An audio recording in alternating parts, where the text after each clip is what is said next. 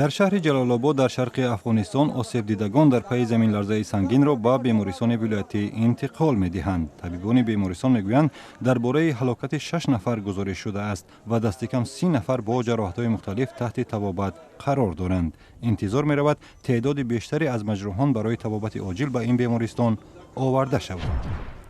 اثرات زمین لرزه در پاکستان همسایه نیز مشاهده شده است.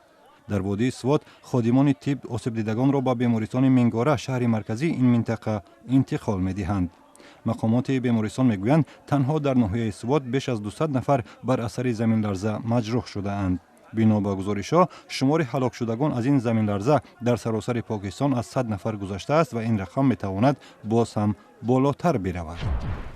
سروزیر ژاپن شینزو آبه در ادامه سلسله سفر یک هفته اینش به آسیای مرکزی وارد بیشکک پایتخت قرقیزستان شد. این نخستین سفر رهبر حکومت ژاپن به قرقیزستان بوده. در جریان آن جهت ارائه بیش از 1 میلیارد دلار یاری‌ها به قرقیزستان قرارداد امضا شد.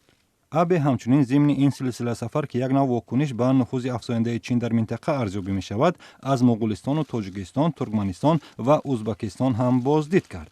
نقطه نهایی سفر سروزیر ژاپن قزاقستان می شود. آبه در آنجا درباره سیاست کشورش نسبت به آسیای مرکزی سخنرانی می کند.